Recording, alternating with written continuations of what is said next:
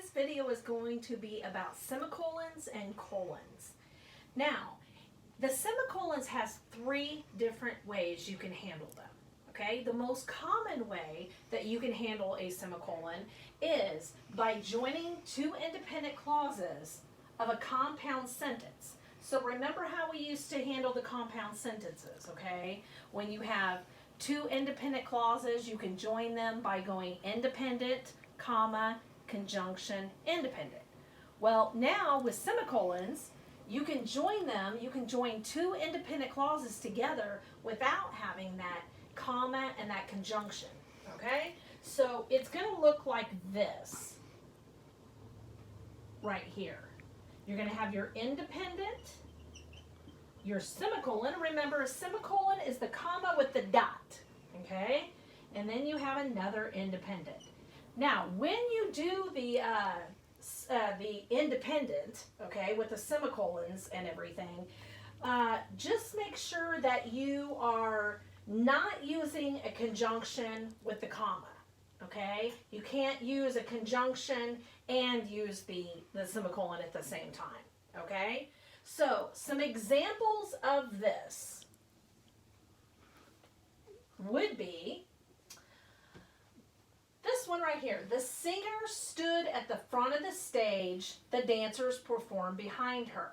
Now, I have not added the semicolon in here. So take a moment and just think about where would this separation of these 2 sentences be.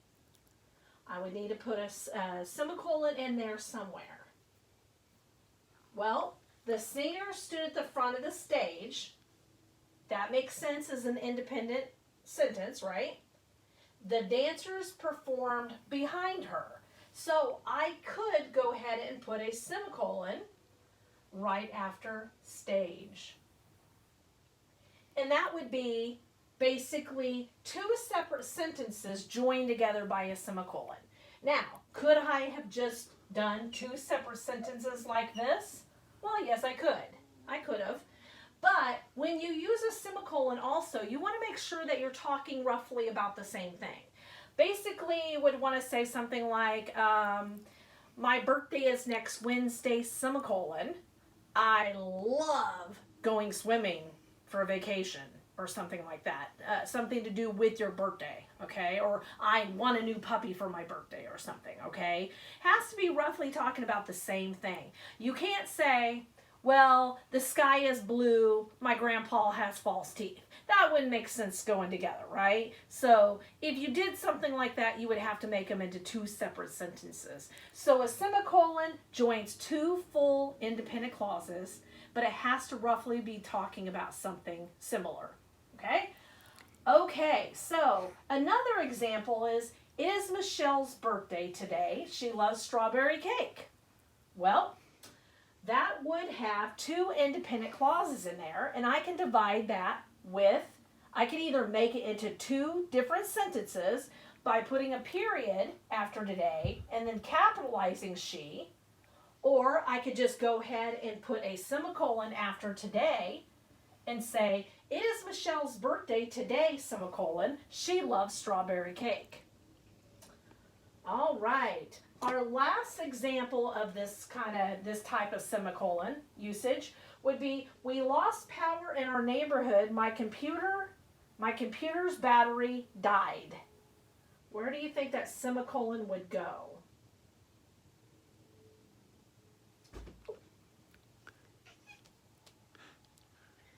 Okay, we would say, we lost power in our neighborhood, semicolon, my computer's battery died. Okay, so that are the 3 examples of the first type of semicolon that we're looking at.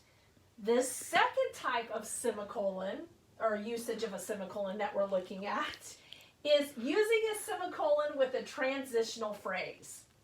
Okay, so this is going to be a semicolon that should be placed between the clauses of a compound sentence when a transitional phrase joins the clause.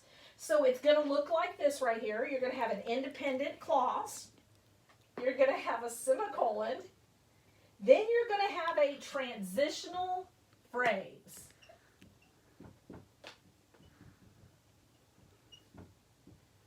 And then when you have the transitional phrase, you want to make sure that you put a comma after the transitional phrase, and then you're going to put another independent clause in there, okay? So an easy one, easy example of this would be, I love math, semicolon, however, because however is a transitional phrase type word, okay, comma, I don't do well on test. So your first independent clause is, I love math. That makes sense all by itself. Now, the second independent clause is, I don't do well on test. That's your second one, okay? Some of your transitional phrases that could be used would be, we've already said however. Another one could be, for example,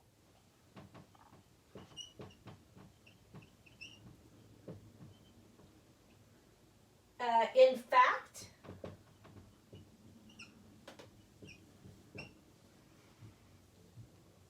for instance,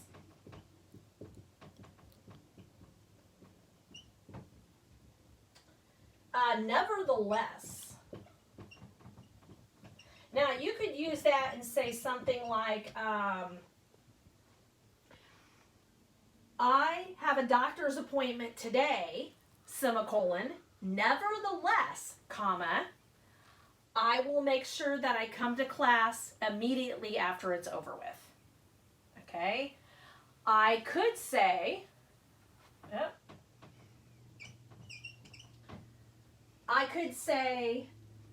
I don't do very well in science, semicolon.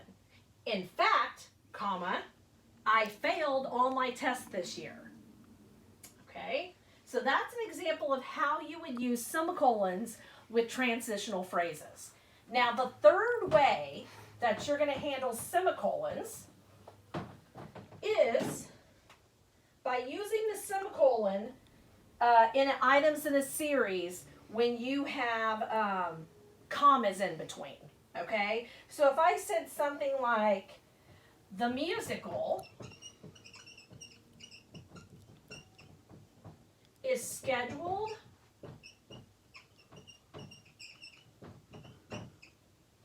to play in St. Louis, Missouri,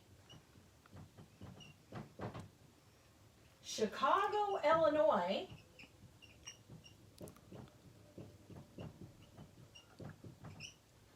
and Cleveland, Ohio.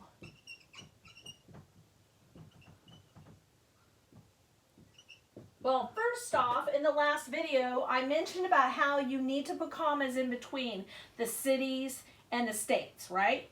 So first off, we need to put a comma after, let's see, oops, St. Louis, Missouri. Gotta fit that in there, St. Louis, Missouri.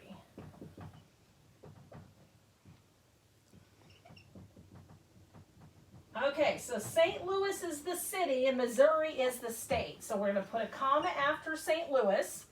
We're going to put a comma after Chicago. And we're going to put a comma after Cleveland. Now, here is where we're going to put the semicolons in, okay? The music is scheduled to play in St. Louis, comma, Missouri. Then we're going to have to go ahead and put a semicolon after Missouri. Chicago, comma, Illinois, semicolon, and Cleveland, Ohio. Okay? So we have 3 different cities and states with commas in a series, but we also needed to put semicolons in there as well. Okay, lastly, I want to talk about colons. There are also 3 different ways that you can use colons. And remember, a colon is the one with 2 dots like that. All right, so the first way that you could use a colon is introducing a list of items.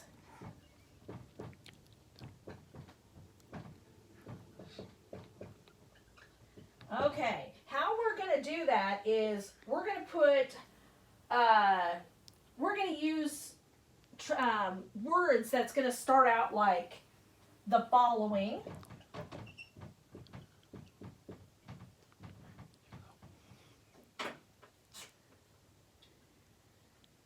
Maybe the words these. And then there's some other words that are more common too, okay? So we're going to use this example right here. In this gallery,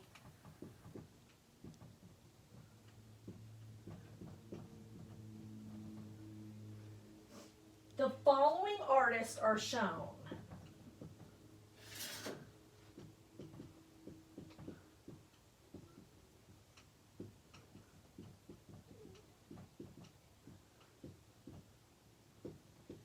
So there's that word, the following, like up here, okay? It's going to get ready to tell you that there is a list of things coming about, okay? And then what I'm going to do is I'm going to put a colon, and then I'm going to go ahead and list some different things. And I could say something like some different artist names, last names, okay? And what I would do is I could put commas after them. I could say Monet, comma, and Picasso. Okay, so in this gallery, comma, the following artists are shown, colon, Degas, I'm not sure, I'm not a big artist person, comma, Monet, comma, and Picasso. Okay? I'm going to give you another example of this also, of this rule. Okay, how about I say something like, the breakfast buffet featured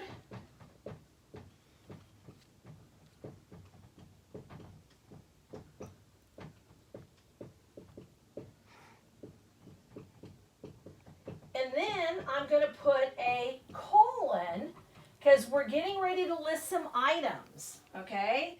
And for those items, I could say pancakes, comma, scrambled eggs, yum yum, bacon, toast, comma, and sausage. Now, doesn't that sound good? All right, so the breakfast buffet featured, and then I'm going to list these different things. So I'm going to put the colon, which has the 2 dots, okay? Remember, semicolon is the comma with the dot. The colon is the 2 dots. Okay, so this is the first way that you can use a colon, okay? Now, the second way is the most common way that you've seen a colon used, and that is with the time. So, it says that right now we are 9:13 p.m. And don't forget with your p.m. and your a.m. that you capitalize both letters, and you can put a period after them, okay? Do not write it like this, okay? Because that is wrong. You want to make sure that you capitalize your p.m. and your a.m. Now, where's that colon go? Well, it goes right in between 9 and the 1 for 9:13 p.m. Okay, now, that's the most common way that you're going to see a colon used, okay? That's the second way. Your third way is going to be using a colon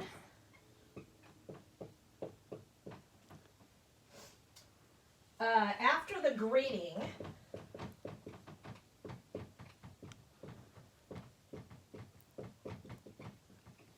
in a business letter.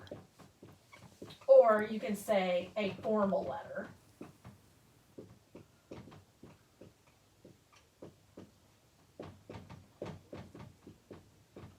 Okay, so I could write, if I'm writing a very very formal letter and I'm going to write it to a company or I'm going to write it to someone very important, but I don't know how to address them. Maybe I don't know their name, or maybe there's more than one person. I could say, to whom it may concern. Of course, you'd want to put this all on one line. Then you're going to put a colon. Okay, now I know typically when we've written letters in the past to someone, we've always used a comma after the introduction. Like if you want to say, dear mom, comma, okay, and that's okay in an everyday type letter or something like that. But when we're talking about a business or a formal letter, maybe you're writing to a college and you want to get into college, or you want a scholarship, or maybe you want a reference letter from, say, your teacher, or maybe someone else, maybe at your work. How you would address it? You would use it with the colon, or maybe I'm going to write a business letter to my boss, and I could say, Dear Todd,